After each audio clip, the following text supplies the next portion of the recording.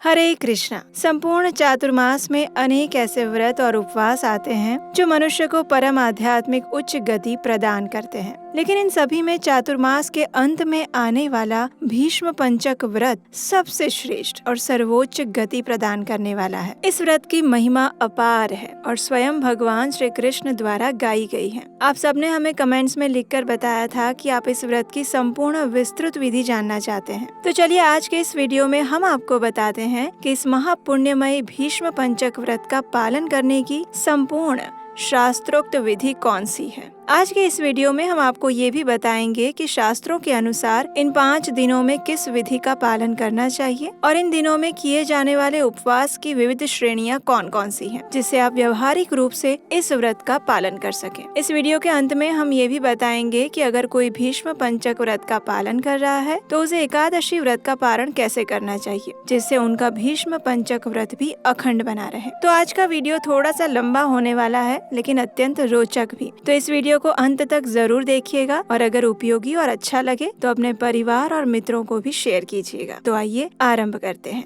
इस वर्ष कार्तिक मास में आने वाला ये भीष्म पंचक व्रत आरंभ हो रहा है देव उठनी एकादशी से, यानी 12 नवंबर 2024 मंगलवार से, और इसकी पूर्णाहुति होगी 15 नवंबर 2024 कार्तिक पूर्णिमा के दिन। अब देखिए, इस बार भीष्म पंचक के समय में मात्र 4 ही दिन आ रहे हैं, क्योंकि इस बार त्रयोदशी और चतुर्दशी तिथि एक साथ आ रही है। इसलिए कई स्थानों पर ऐसा संशय भी है कि इस व्रत को 15 तारीख को पूर्ण करें या फिर 16 तारीख को। तो सामान्य रूप से भीष्म पंचक व्रत कार्तिक शुक्ल एकादशी से लेकर कार्तिक पूर्णिमा तक पालन किया जाने वाला व्रत है, और पंचांग के अनुसार भी देखा जाए तो कार्तिक पूर्णिमा तिथि 15 तारीख को रात को 2:58 पर समाप्त हो जा रही है। इसलिए 16 तारीख तक इस व्रत को करने का कोई लाभ नहीं है, क्योंकि 16 तारीख से प्रातः काल में मार्गशीर्ष मास की प्रतिपदा तिथि आरंभ हो जाएगी। और इस बार हम आपके लिए भगवान को प्रिय इस मार्गशीर्ष मास की भी विशेष कथाएं लेकर आने वाले हैं। तो अगर अभी तक नहीं किया है तो इस चैनल को सब्सक्राइब करके रख लीजिए, नोटिफिकेशन ऑन करके रख लीजिए। तो इस प्रकार हम देख सकते हैं कि इस वर्ष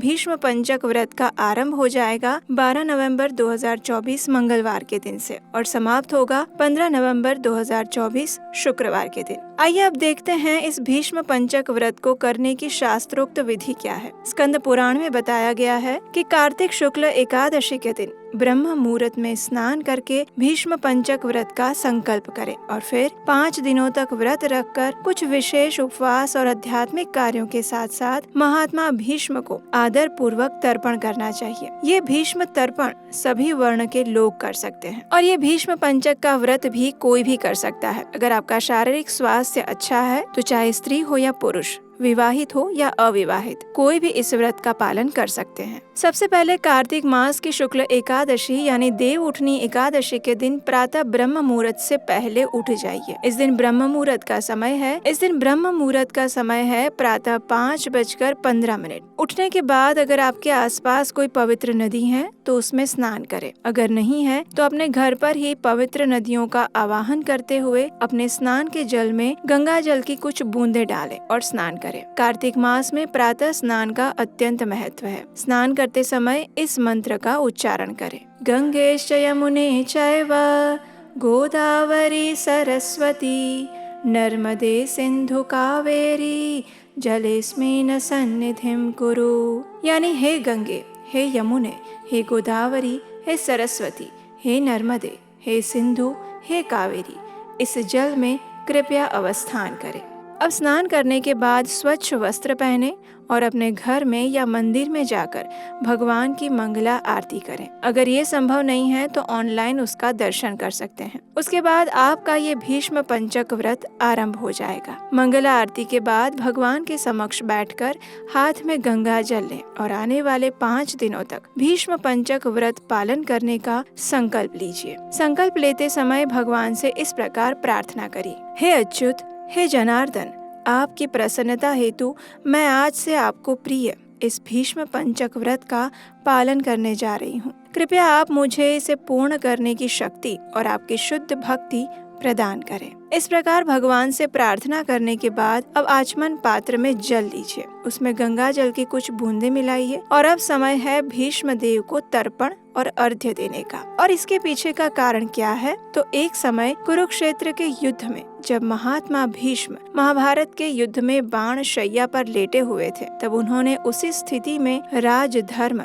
मोक्ष धर्म और दान धर्म की व्याख्या की थी, जिसे सभी पांडवों सहित भगवान श्री कृष्ण ने भी सुना था। ये सुनकर भगवान वासुदेव अत्यंत प्रसन्न हुए थे और उन्होंने कहा था, हे भीष्म, आप धन्य हैं, आपने धर्मों का सुंदर रूप सुनाया है। कार्तिक एकादशी के दिन आपने जल की याचना की और अर्जुन ने बाण मारकर गंगा जल प्रदान किया, जिससे आपका शरीर, मन और आत्मा तृप्त हो गए हैं। इसलिए आज से पूर्णिमा तक सभी लोग अर्घ्य दान देकर आपको संतुष्ट करें और प्रत्येक वर्ष भीष्म पंचक नामक व्रत करें, जिससे मैं संतुष्ट होता हूँ। और भगवान श्री कृष्ण द्वारा कहे गए इन वचनों के कारण ही आज भी हम इस व्रत को पूर्ण निष्ठा और श्रद्धा पूर्वक करते हैं और भीष्म पंचक के इन 5 दिनों में प्रतिदिन भीष्म देव को अर्घ्य और तर्पण अर्पित किए जाते हैं। तो चलिए अब देखते हैं कि सबसे पहले तर्पण कैसे अर्पित करना है। तो जैसे कि हमने बताया, सबसे पहले एक पात्र में गंगा जल युक्त जल लीजिए। अगर घर में गंगा जल उपलब्ध नहीं है तो इसमें आप एक तुलसी पत्र भी रख सकते हैं। अब अपने बाएं हाथ से दाहिने हाथ में कुछ जल लेकर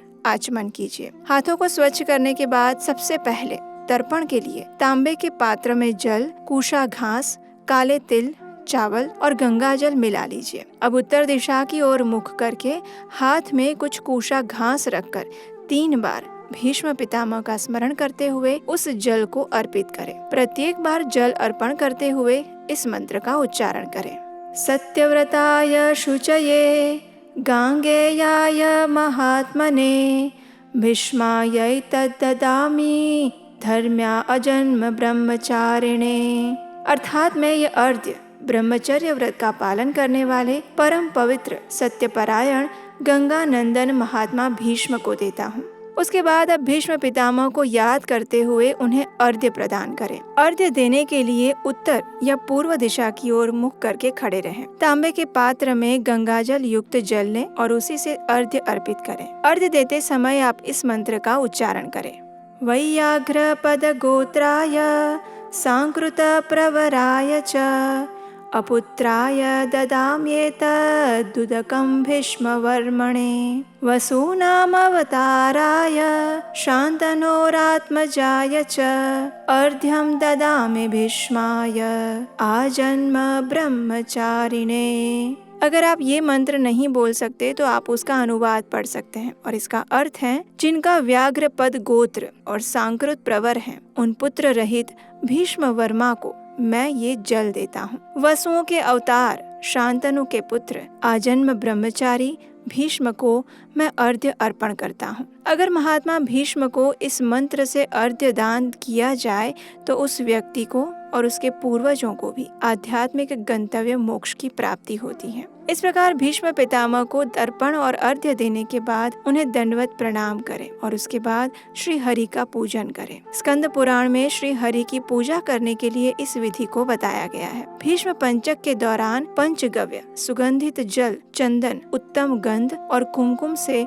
सर्व पापनाशक श्री हरि की पूजा करनी चाहिए। भगवान गरुड़ ध्वज के अंगों पर कुमकुम को कपूर और खस के साथ मिलाकर लगाएं। सुंदर पुष्पों, सुगंधियों, धूप आदि के द्वारा भगवान की पूजा करनी चाहिए। उसके बाद आप अपने घर में भगवान को छोटा सा हवन करके आहुति भी दे सकते हैं, जिसमें घी मिलाए हुए तिल, चावल और जौ का प्रयोग किया जाता है। आहुति देते समय आप ओम नमो भगवते वासुदेवाय इस मंत्र का उच्चारण करते हुए 108 बार आहुति दे सकते हैं। अगर आपके लिए घर में इस प्रकार आहुति देना या यज्ञ करना संभव न हो तो भीष्म पितामह को अर्घ्य और तर्पण देने के बाद आप तुलसी महारानी के समक्ष बैठकर हरिनाम संकीर्तन यज्ञ कर सकते हैं, जिसमें हरे कृष्ण महामंत्र यानी हरे कृष्ण कृष्ण कृष्ण हरे हरे, हरे राम राम राम हरे हरे। इस महामंत्र का अधिक से अधिक मात्रा में उच्चारण करना होता है और ये मंत्र जब आप 108 मनके वाली माला पर कर सकते हैं। एक माला करने का अर्थ होता है 108 बार हरे कृष्ण महामंत्र का पूरा जप करना और इस प्रकार इस दिन आप कम से कम 8, 16, 25 या 32 माला का जप कर सकते हैं। कलयुग में यही सबसे बड़ा हरिनाम यज्ञ है और इसीलिए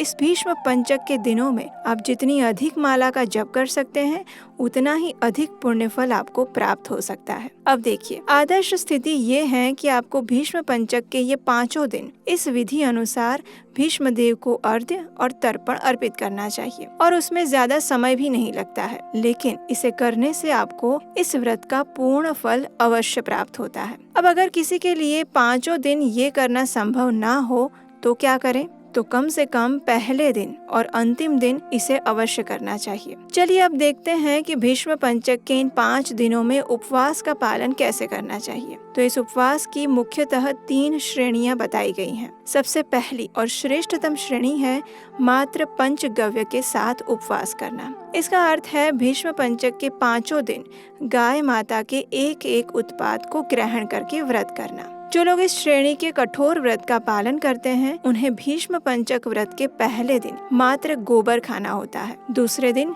गौमूत्र, तीसरे दिन वे दूध ले सकते हैं और चौथे दिन दही स्वीकार कर सकते हैं। 5वें दिन व्रत की पूर्णाहुति पर वे इन सभी उत्पादों को मिलाकर पंचगव्य का सेवन कर सकते हैं और इस प्रकार व्रत की पूर्णाहुति करते हैं। इन पदार्थों के सिवा इन 5 दिनों में कोई भी भोज्य पदार्थ नहीं लिया जा सकता। लेकिन अब प्रश्न आता है कि इतना कठिन तप करना सबके लिए तो संभव नहीं हो पाता है, तो उनके लिए दूसरी श्रेणी का उपवास बताया गया है, जिसमें आप दिन में एक समय फल, कंदमूल, जल, फलों का रस, मूंगफली, काजू, किशमिश, खजूर, कच्चे केले, ताजा कसा हुआ नारियल या फिर उसका पानी इत्यादि ले सकते हैं। इसके सिवा कोई भी अन्न ग्रहण नहीं करना होता है। विशेषकर इस दूसरी श्रेणी में दूध या फिर अधिक बीज वाले फल भी नहीं लिए जाते, जैसे कि अनार, खरबूजा, तरबूज, अमरूद इत्यादि। दूसरी श्रेणी के जो भक्त उपवास करते हैं उन्हें सिर्फ फलाहार करना होता है। अब जिनके लिए ये दूसरी श्रेणी का उपवास करना भी कठिन है,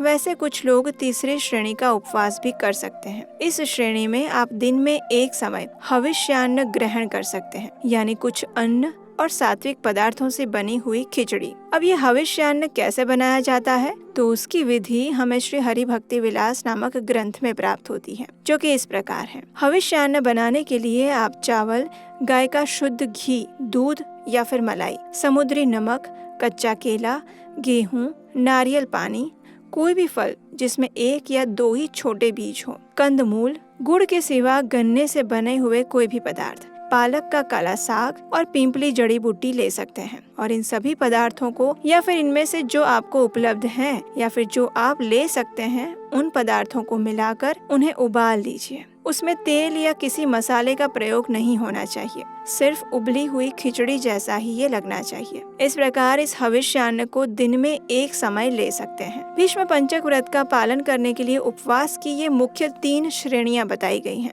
इनमें से आप अपनी क्षमता अनुसार किसी भी श्रेणी का उपवास पालन कर सकते हैं। अगर आपको लगता है कि आपके लिए ये तीनों ही श्रेणियां कठिन है, तो फिर कई भक्त इसमें अपनी शारीरिक क्षमता अनुसार और घर की परिस्थिति अनुसार कुछ बदलाव भी करते हैं। जैसे कि कुछ भक्त इन भीष्म पंचक के 5 दिनों में मात्र फलाहार और जल लेकर ही व्रत रखते हैं। कुछ भक्त दिन में मात्र एक समय अन्न युक्त भोजन प्रसाद लेकर भी इस व्रत को रखते हैं। कुछ भक्त 5 दिनों तक एक समय मात्र एकादशी प्रसाद लेकर भी उपवास करते हैं। तो इस प्रकार आप अपनी क्षमता और परिस्थिति अनुसार इस भीष्म पंचक व्रत में उपवास का पालन कर सकते हैं। आइए अब देखते हैं कि इस भीष्म पंचक व्रत में कौन कौन सी विशेष बातों का ध्यान रखना चाहिए। तो सबसे पहले इस समय में अगर संभव है तो आप प्रतिदिन आकाश दीप अर्पित कीजिए, यानी जो अपने पूर्वजों के लिए आकाश की ओर इंगित करते हुए दीप जलाया जाता है वो। मंदिर के ऊपर भी दीप प्रज्वलित किया जा सकता है या फिर दक्षिण दिशा में आकाश की ओर करके इस दीपक को जला सकते हैं। इस समय में अगर संभव है तो आप अपने घर में अखंड दीप भी जला सकते हैं,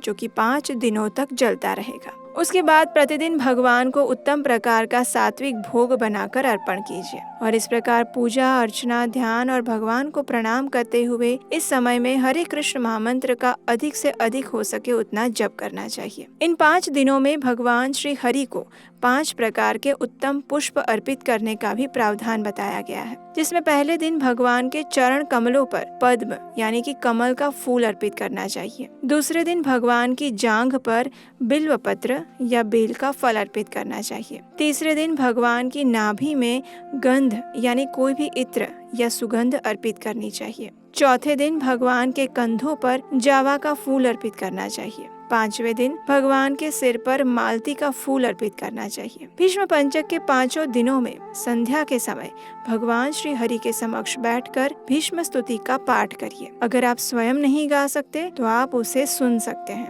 और ये भीष्म स्तुति आपको हमारे चैनल पर मिल जाएगी। उसका लिंक भी नीचे डिस्क्रिप्शन बॉक्स में दिया गया होगा। भीष्म स्तुति के बाद भगवान श्री कृष्ण को प्रतिदिन दीप अर्पण करें और उसके साथ ही दामोदर अष्टकम का पाठ करें। अगर नहीं कर सकते तो उसका श्रवण तो कम से कम अवश्य करना चाहिए। तो इस दामोदर अष्टकम का लिंक भी नीचे डिस्क्रिप्शन बॉक्स में या फिर हमारे चैनल पर मिल जाएगा। इन दिनों में संपूर्ण रूप से ब्रह्मचर्य व्रत का पालन करना चाहिए, क्योंकि ये व्रत भीष्म पितामह द्वारा अनुपालनीय है और वे स्वयं आजीवन ब्रह्मचर्य का पालन करने वाले महाजन थे। इसलिए कम से कम कार्तिक मास के ये अंतिम 5 दिनों में प्रत्येक पुरुष और स्त्री को ब्रह्मचर्य व्रत का पालन करना चाहिए। आदर्श स्थिति ये है कि भूमि पर शयन करना चाहिए। अगर कोई स्त्री इस व्रत को रखना चाहती है तो उसे अपने पति से आज्ञा लेने के बाद ही इस व्रत को धारण करना चाहिए और अगर पति पत्नी दोनों साथ मिलकर ये व्रत कर सके तो सबसे उत्तम माना गया है। स्कंद पुराण में कहा गया है कि जो भी दंपति संतान प्राप्ति की इच्छा रखते हैं वे पत्नी के साथ इस भीष्म पंचक व्रत का अनुष्ठान करेंगे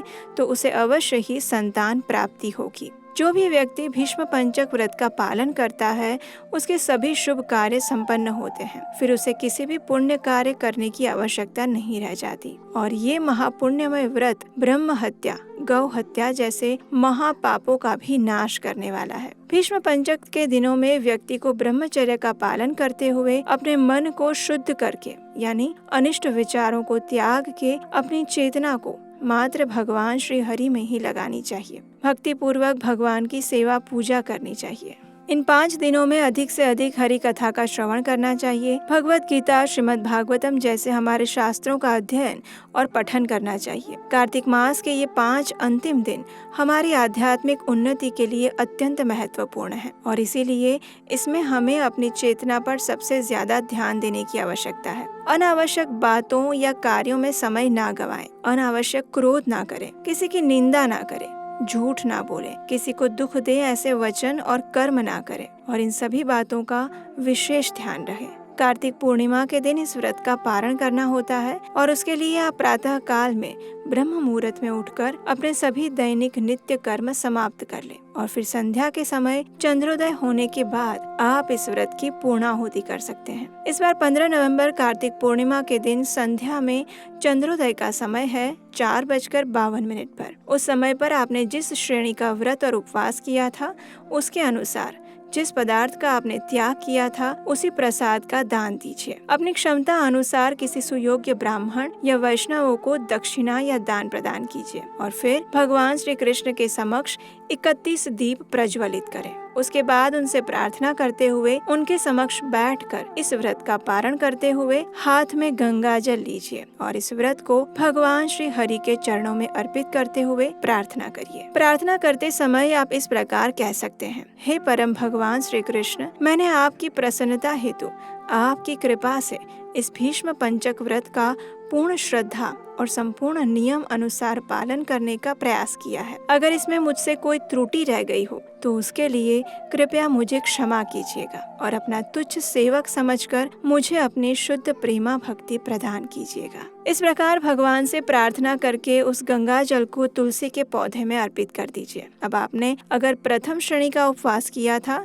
तो भगवान को अर्पित जल और फल लेकर आप इस व्रत का पारण कर सकते हैं। अगर फलाहार के साथ दूसरी श्रेणी का व्रत किया था तो आप भगवान को अर्पित चरणामृत या कोई भी हल्का फुल्का अन्न या फिर खिचड़ी प्रसाद लेकर पारण कर सकते हैं। और अगर आपने हविष्यान्न के साथ तीसरी श्रेणी का उपवास किया था तो आप भगवान को अर्पित कोई भी स्वादिष्ट अन्न प्रसाद के साथ अपना ये व्रत पूर्ण कर सकते हैं। एकादशी से पूर्णिमा तक का ये 5 दिनों का भीष्म पंचक व्रत समस्त भूमंडल में अत्यंत प्रसिद्ध है। इस व्रत में किसी भी प्रकार का अनाज ग्रहण नहीं किया जाता और इस प्रकार जो भी व्यक्ति संपूर्ण विधि विधान के साथ निष्ठा पूर्वक भीष्म पंचक के इन 5 दिनों का व्रत करता है उसे भगवान श्री हरि विष्णु की कृपा से शुभ फल की प्राप्ति होती है और वो अपने आध्यात्मिक जीवन में प्रगति कर सकता है। तो यह है भीष्म पंचक के 5 दिनों के व्रत की संपूर्ण विधि, जिसका पूर्ण श्रद्धा और निष्ठा पूर्वक पालन करने से मनुष्य को इस जन्म में सभी भौतिक सुख प्राप्त होते हैं और जीवन के अंत में आध्यात्मिक जगत की प्राप्ति होती है। कृष्ण भावनामृत में प्रगति करने के इच्छुक भक्तों को अपनी क्षमता अनुसार किसी न किसी नियम का पालन करते हुए इस व्रत का पालन अवश्य करना चाहिए। इससे वे अपनी साधना भक्ति और आध्यात्मिक मार्ग में तीव्रता से प्रगति कर पाएंगे। ऐसा कहा जाता है कि कार्तिक मास का पालन करने से भगवान श्री हरि प्रसन्न होते हैं, लेकिन अगर किसी कारणवश कार्तिक मास का पालन नहीं कर सकते तो भीष्म पंचक के मात्र ये 5 दिन भी हम उपवास करके व्रत पालन करते हैं तो भी हमें संपूर्ण कार्तिक मास का पुण्य फल प्राप्त हो जाता है और भगवान श्री हरि भी अवश्य प्रसन्न होते हैं। तो हमें आशा है कि भीष्म पंचक की ये संपूर्ण विधि आपके लिए उपयुक्त होगी और इससे जुड़े हुए आपके सभी प्रश्नों का समाधान भी आपको मिल गया होगा। अगर अभी भी आपको इस विषय में कोई संशय या प्रश्न है तो आप हमें कमेंट बॉक्स में या फिर हमारे व्हाट्सएप नंबर पर मैसेज करके पूछ सकते हैं। आने वाले समय में इस भीष्म पंचक की कथा को सुनने के लिए आपके अपने इस चैनल को सब्सक्राइब करके रख लीजिए और हमें नीचे कमेंट बॉक्स में कमेंट करके बताइए कि क्या हमने जो विधि बताई है वो आपके लिए प्रैक्टिकल है या फिर नहीं। आपके उत्तर की हम प्रतीक्षा करेंगे। अगर आपको आज का ये वीडियो अच्छा लगा है, प्रमाणभूत और लाभकारी लगा है तो इसे अपने मित्रों और परिवार के उन सदस्यों को भेज दीजिए जिन्हें आप चाहते हैं कि भीष्म पंचक की महिमा के विषय में पता चले या फिर जो भीष्म पंचक व्रत करने जा रहे हैं लेकिन शास्त्रोक्त विधि को लेकर अभी भी संशय में हैं। आपके द्वारा इस वीडियो को शेयर किए जाने पर उन्हें भी लाभ होगा और इसे शेयर करने का पुण्य फल आपको प्राप्त होगा। तो चलिए इस परम श्रेष्ठ कार्तिक मास के अंतिम पावन दिनों का पालन करते हुए अपना अधिक से अधिक समय भगवान श्री हरि विष्णु की सेवा, पूजा, आराधना और उनके नाम जप में व्यतीत करते हैं और हम अपने जीवन में आध्यात्मिक प्रगति करने का प्रयास करते हैं। हरे कृष्णा।